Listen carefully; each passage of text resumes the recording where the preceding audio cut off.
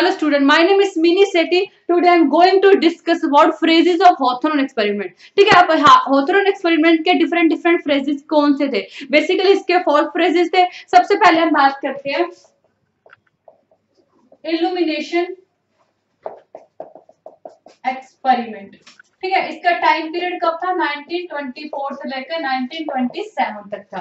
ठीक है, तो इसमें क्या अजम्पशन ली गई थी? ठीक है, इसमें ये अजम्पशन ली गई थी कि अगर अब इल्यूमिनेशन क्या है? इल्यूमिनेशन क्या एक तरह की लाइटिंग है.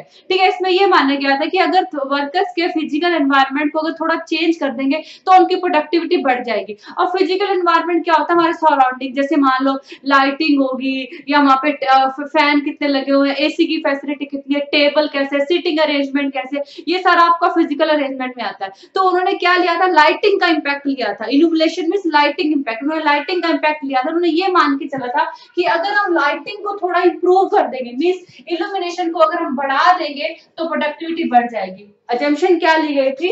आई donate to illumination means lighting को अगर बढ़ा देंगे तो प्रोडक्टिविटी बढ़ जाएगी. क्या अज्यूम करके चला था कि अगर लाइटिंग को बढ़ा देंगे तो प्रोडक्टिविटी बढ़ जाएगी. उन्होंने बेसिकली 2 ग्रुप लिए थे, एक्सपेरिमेंटल ग्रुप और कंट्रोल ग्रुप. ठीक है, एक्सपेरिमेंटल ग्रुप और सेकंड था कंट्रोल ग्रुप.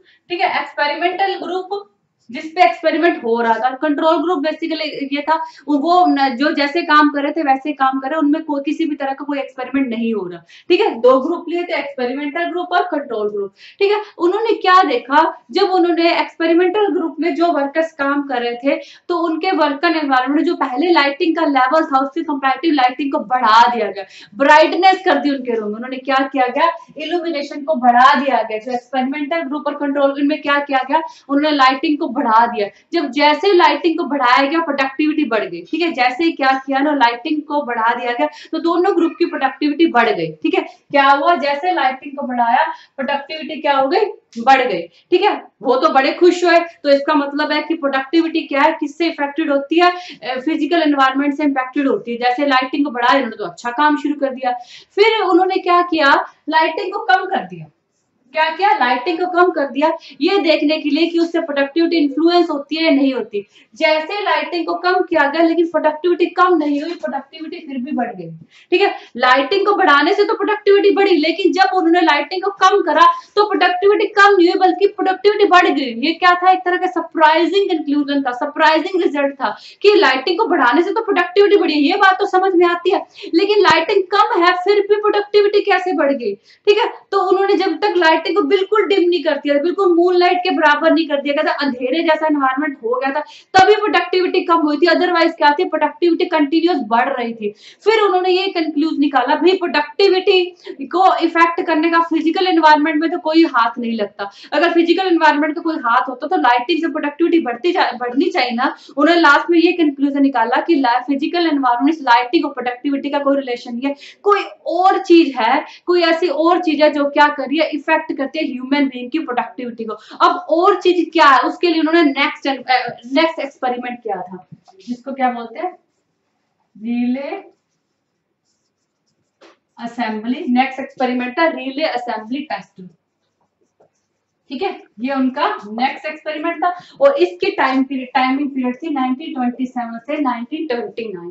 ठीक है, ये एक्सपेरिमेंट उन्होंने क्या किया था? एक्सपेरिमेंट में वो ये देखना चाहते थे उन्होंने जॉब कंडीशन का एक ह्यूमन बीइंग की प्रोडक्टिविटी पे क्या इंपैक्ट पड़ता है. उन्होंने अब डिसाइड किया कि हम फिजिकल एनवायरनमेंट को चेंज नहीं करेंगे बल्कि हम जॉब कंडीशन को चेंज करेंगे. ठीक है, जॉब की जो कंडीशन होती है उनको चेंज करके देखेंगे कि उसका प्रोडक्टिविटी पे क्या इंपैक्ट पड़ता है. इसमें उन्होंने 6 गर्ल को लिया था. ठीक है, इसमें क्या लिया था? उन्होंने 6 गर्ल को लिया था. पहले 2 गर्ल को लिया था, उनको कहा था तुम 4 अदर चूज करो ताकि वो आपस में वही चूज करे जिनके साथ उनकी बनती हो, जिनके साथ उनकी अच्छी बॉन्डिंग हो. ठीक है, तो उन्होंने टोटल क्या थे? उन्होंने 6 गर्ल को लिया था और उन्होंने कई तरह के चेंज किए थे जॉब कंडीशन में. और वो चेंजेस क्या थे? ठीक है, इन्होंने कई तरह के चेंजेस किए थे. वो चेंजेस क्या थे? पहला चेंजेस था इंसेंटिव सिस्टम. ठीक है, पहला चेंजेस किस में किया था? उन्होंने इंसेंटिव सिस्टम में किया था. अब जो 6 गर्ल परफॉर्म करी थी, जैसे मान लो 6 गर्ल है, ये परफॉर्म कर रही है, तो जो एक गर्ल की इंसेंटिव है डिपेंड करेगी किस पे? 5 गर्ल पे डिपेंड करेगी. पहला चेंज क्या था? कि 6 गर्ल मान लो टोटल परफॉर्म कर रही है, जो एक गर्ल की इंसेंटिव उसे जो मिलेगा वो किस पे डिपेंड करेगा, बाकी 5 कितना परफॉर्म कर रही है। पहला चेंज इन्होंने ये किया था। सेकंड चेंज क्या किया था, इन्होंने रेस्ट पीरियड दिया था 5 मिनट का। एक रेस्ट पीरियड कितना था, इवनिंग में मिलता था और एक मॉर्निंग में मिलता था। इस रेस्ट पीरियड को बढ़ा के इन्होंने बाद में कितना कर दिया, 10 मिनट।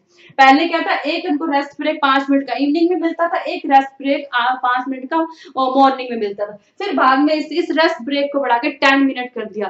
फिर उन्होंने क्या किया, रेस्ट पीरियड का जो टाइम है 10 मिनट से 5 मिनट कर दिया, लेकिन उसकी फ्रीक्वेंसी बढ़ा दी।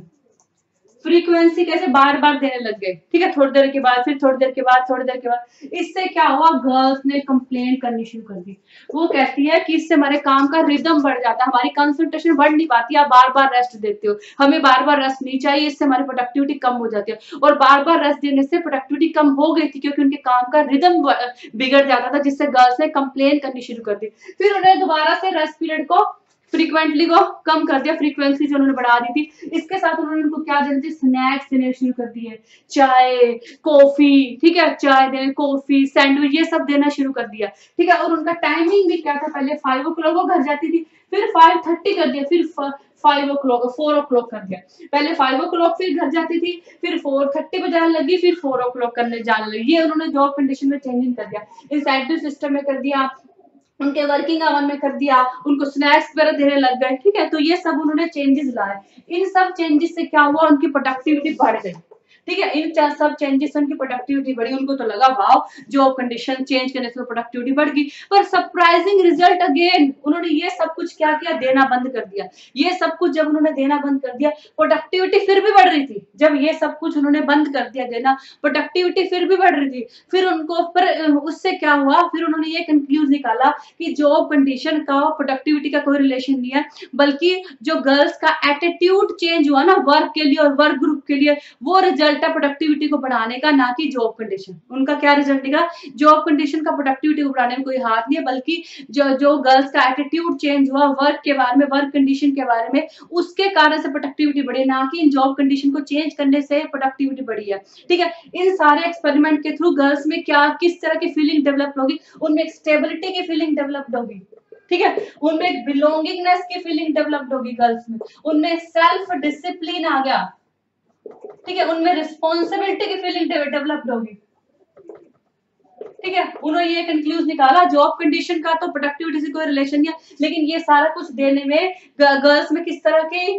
फीलिंग डेवलप होगी, बिलोंगिंगनेस की, सेल्फ डिसिप्लिन की, रिस्पॉन्सिबिलिटी की। एक बार आप में वो फीलिंग डेवलप हो जाती है, उसे बार बार चेंज नहीं कर पाते ना, एक बार एक बंदा रिस्पॉन्सिबल बन गया, वो तो बन ही जाता है। इन सारे प्रोसेस में इस तरह की फीलिंग क्या होगी, गर्ल्स में डेवलप्ड होगी। ये क्या था, सेकेंड एक्सपेरिमेंट था। इसके बाद उन्होंने थर्ड एक्सपेरिमेंट इंट्रोड्यूस किया था। थर्ड, मास इंटरव्यू, ओके। मास इंटरव्यू में उन्होंने 20,000 एम्प्लॉइज को लिया था और इसमें टाइम लगा था टोटल एक्सपेरिमेंट में 3 इयर्स का, ठीक है। और इसका टाइमिंग कब हुआ था, 1928 से 30 के बीच में हुआ था, ठीक है। इसमें क्या किया था उन्होंने, 20,000 एम्प्लॉइज को लिया था, 3 साल लगे थे इस पूरे एक्सपेरिमेंट में, और इसका टाइम पीरियड क्या था, 1928 से 30 के बीच में था, ठीक है। उन्होंने एम्प्लॉइज को लिया, पहले उन्होंने एम्प्लॉइज से डायरेक्ट क्वेश्चन पूछे थे, यस और नो वाले, ठीक है। यस और नो वाले क्वेश्चन जब पूछे थे, तो इससे क्या था, आप सिर्फ यस या नो में रिप्लाई कर रहे हो, do you like your job, ठीक है, do you like your supervisor, ठीक है, यस, लेकिन इससे कंप्लीट इन्फॉर्मेशन नहीं आ रही। जब आप डायरेक्टली क्वेश्चन पूछ रहे हो, सिर्फ यस और नो का कोई आंसर दे रहा है, तो आप कंप्लीट या डिटेल इन्फॉर्मेशन किसी बारे में नहीं ले रहे। फिर बाद में उन्होंने चेंज करके नॉन डायरेक्टिव क्वेश्चन कर दिए गए थे, ठीक है, नॉन डायरेक्टिव क्वेश्चन कर दिए, जिसमें कहीं से भी कैसे वो क्वेश्चन उनसे पूछ लेते। फिर इस इंटरव्यू से उनको जो इन्फॉर्मेशन मिली, वो इन्फॉर्मेशन क्या मिली, जो एम्प्लॉयज की सोशल डिमांड है वो किससे इन्फ्लुएंस होती है, उनके ग्रुप से, इनसाइड और आउटसाइड, ऑर्गेनाइजेशन के इनसाइड जो ग्रुप है और जो आउटसाइड ग्रुप है, उनकी सोशल डिमांड किससे इन्फ्लुएंस होती है, एम्प्लॉयज की जो सोशल डिमांड है किससे इन्फ्लुएंस होती है, ग्रुप से। और वो ग्रुप भी कौन से, इनसाइड द ऑर्गेनाइजेशन और आउटसाइड द ऑर्गेनाइजेशन। मींस अगर एम्प्लॉयज किसी चीज के लिए डिमांड करते हैं, जैसे हाई सैलरी के लिए डिमांड करें, वर्किंग एनवायरनमेंट से डिमांड, अच्छी वर्किंग एनवायरनमेंट के लिए डिमांड करें, प्रमोशन के लिए डिमांड करें, किसी भी चीज की डिमांड कर रहे हैं, तो डिमांड उनकी किससे इन्फ्लुएंस होते हैं, ग्रुप से। उनके ऑर्गेनाइजेशन के अंदर कौन से ग्रुप्स है और उनके ऑर्गेनाइजेशन के बाहर कौन से ग्रुप से, बाहर उनके फ्रेंड होंगे, उनकी फैमिली होगी, ठीक है, उनकी जो भी सोशल डिमांड है वो किससे प्रभावित होती है, उनके ग्रुप से। वो ग्रुप ऑर्गेनाइजेशन के अंदर भी हो सकता है और ग्रुप ऑर्गेनाइजेशन के बाहर भी हो सकते हैं।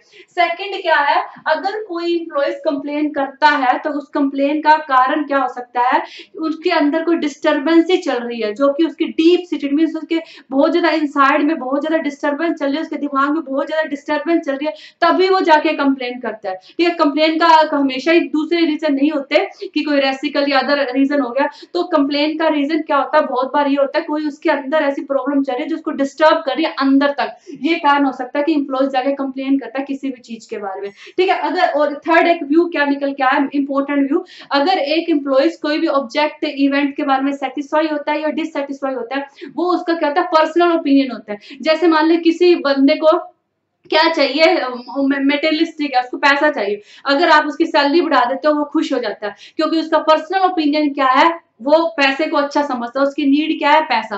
दूसरी तरफ अगर मान लो किसी बंदे की नीड क्या है, उसे अपने करियर डेवलपमेंट करनी है, उसे पैसों से कोई लेना देना, उसको ग्रोथ चाहिए। ठीक है, अगर आप उसकी सैलरी बढ़ा दोगे तो वो खुश नहीं होगा। तो इसमें कहने का मतलब है कि बंदे की, एक एम्प्लॉय की सेटिस्फेक्शन और डिससेटिस्फेक्शन किससे रिलेटेड होती है, उसके पर्सनल एक्सपीरियंस, उसकी पर्सनल सिचुएशन से। ठीक है, तो एक मोस्ट इंपॉर्टेंट व्यू क्या निकल के आया इस पूरे इंटरव्यू का, जिसमें कई सारे पॉइंट है, मैंने आपको थोड़े थोड़े पॉइंट डिस्कस कर दिया मास इंटरव्यू में, लेकिन जो इंपॉर्टेंट फाइंडिंग है वो क्या निकल के आई कि प्रोडक्टिविटी बढ़ती है अगर आप वर्कर से वो डिस्कस करो जो उनके लिए मैटर रखता है। ठीक है, वर्कर से उस चीज के बारे में बात करो जो उनके लिए मैटर रखती है। क्या फाइंडिंग निकल के आई, प्रोडक्टिविटी बढ़ती है अगर आप वर्कर से उस बारे में बात करो जो उनके लिए मैटर रखती है, उनकी नीड्स क्या है, मींस उनको क्या चाहिए उसके बारे में अगर उनसे बात करोगे तो प्रोडक्टिविटी डेफिनेटली बढ़ेगी। ओके, उसके बाद हम फोर्थ इंटरव्यू की बात करते हैं। फोर्थ इंटरव्यू क्या, bank wiring observation room experiment. Bank wiring क्या है, bank wiring observation room experiment. ठीक है, bank wiring observation room experiment में, ठीक है, क्या किया गया, ठीक है, बेसिकली इसमें 14 मेल लिए गए। ठीक है, और इनका मतलब क्या, इनका काम क्या था, इनको स्विचेस के साथ वायर को टेस्ट करना था, और इसमें एजम्पशन क्या ली गई कि क्या आपको ग्रुप में काम करना है। ठीक है, और आपको जो भी आपकी परफॉर्मेंस है वो पूरे ग्रुप पे डिपेंड करेगी, एक बंदे पे डिपेंड नहीं करेगी। तो इसमें एजम्पशन ये ली गई कि जो हाई एफिशिएंसी वर्कर है वो प्रेशर करेंगे लो एफिशिएंसी को। एजम्पशन क्या ली गई, high efficient worker will put pressure on low efficiency worker।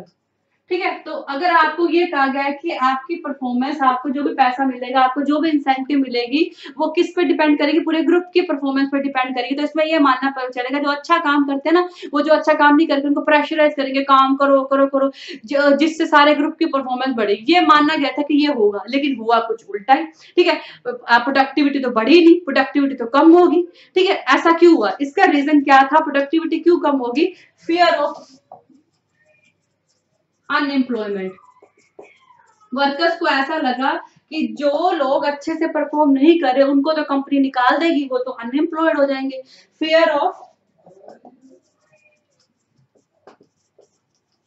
Increase output, उनको ये डर था कि अगर हम सारे अच्छे से काम करेंगे तो क्या होगा, आउटपुट बढ़ जाएगा, प्रोडक्शन बढ़ जाएगा, तो नेक्स्ट टाइम ऑर्गेनाइजेशन क्या करेगा, हाई स्टैंडर्ड सेट कर देगा। ठीक है, तो उन्होंने अपना एक स्टैंडर्ड बना लिया था, अभी हम इतना इतना आउटपुट प्रोड्यूस करेंगे, कोई भी वर्कर्स इससे ज्यादा नहीं करेगा। उन्होंने अपनी यूनिटी बना ली थी, बस हम इतना ही करेंगे, क्योंकि उनको ये डर था कि अगर मान लो आउटपुट को वो ज्यादा बढ़ा देगी तो ऑर्गेनाइजेशन को नेक्स्ट टाइम ज्यादा टारगेट दे देगी। उसके बाद प्रोटेक्ट स्लो वर्कर, उन्होंने स्लो वर्कर्स को क्या करा, प्रोटेक्ट करा, क्योंकि जो अच्छे स्पीड में काम करते हैं वो तो काम कर लेंगे, लेकिन स्लो वर्कर्स का क्या, उनको तो कंपनी निकाल देगी। ठीक है, कुछ भी हो सकता है उनके साथ, तो उन्होंने क्या किया, उनको प्रोटेक्ट करा। फिर कंक्लूजन क्या निकला कि जो वर्कर्स है वो इकोनॉमिकल बीइंग ना होकर, मींस अपने बारे में ना सोचकर क्या है, सोशल बीइंग है।